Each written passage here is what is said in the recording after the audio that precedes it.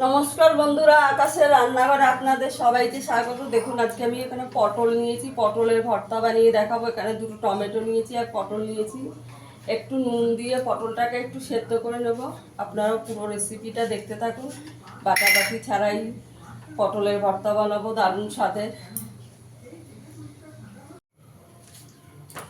দেখুন বন্ধুরা, আমি পটলটাকে সেদ্ধ করে হাতা দিয়ে একটু ম্যাশ করে নিয়েছি। এখানে আমি বড় চামচে 3 চামচ সর্ষের তেল দিয়ে দিয়েছি। এখানে কয়েকটা শুকনো লঙ্কা দিয়েছি, লঙ্কাটাকে একটু ভেজে নেব।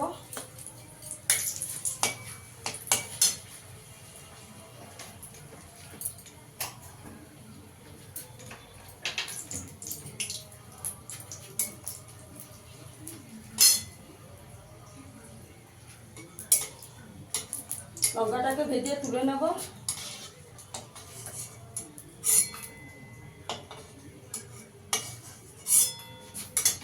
এখানে একটু রসুন দিয়ে দেবো, রসুনটাকেও ভেজে তুলে নেব।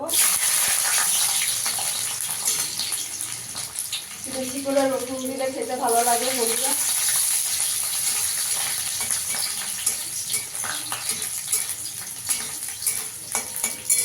গরম গরম ভাতটা দিয়েই ভাত খাওয়া হয়ে যায়। রসুনটাকে একটু লাল করে ভেজে নেব।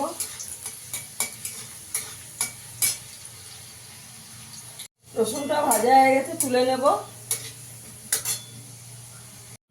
তেলে একটু কালো জিরে ফোড়ন দিয়ে দেবো।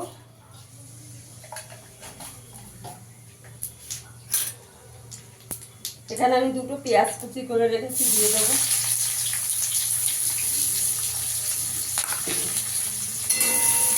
পেঁয়াজটাকে একটু লাল করে ভেজে নেব।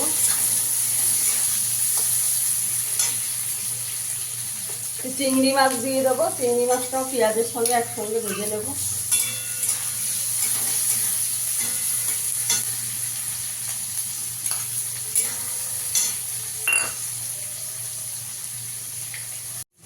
চিংড়ি মাছটা পেঁয়াজটা ভাজা হয়ে গেছে, খুব বেশি লাল করার দরকার। আমি চিংড়ি মাছগুলো একটু খুন্তি দিয়ে কেটে কেটে দিয়েছি, একটু বড় ছিল। এবার পটলটা দিয়ে দেবো।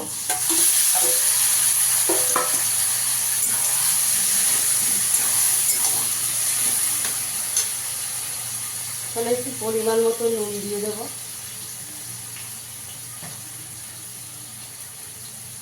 হলুদ গুঁড়ো দিয়ে দেবো।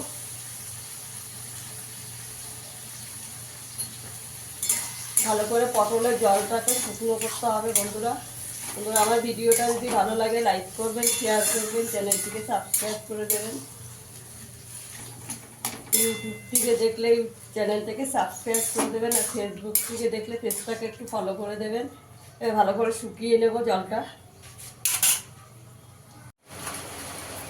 এখানে ভাজা শুকনো লঙ্কা আর এটা দিয়ে দেবো। রসুনটা আমি একটু থেতো করে নিয়েছি।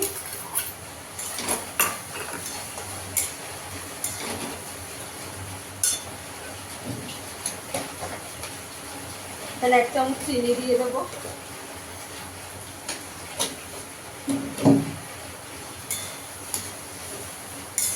আর একটু ভাজা ভাজা করে নেব।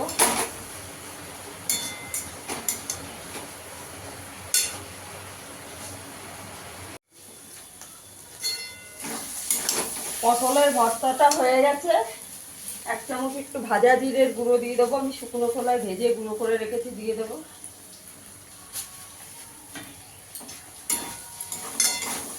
ভালো করে মিশিয়ে নেব। এরকম শুকনো শুকনো করে নিতে হবে।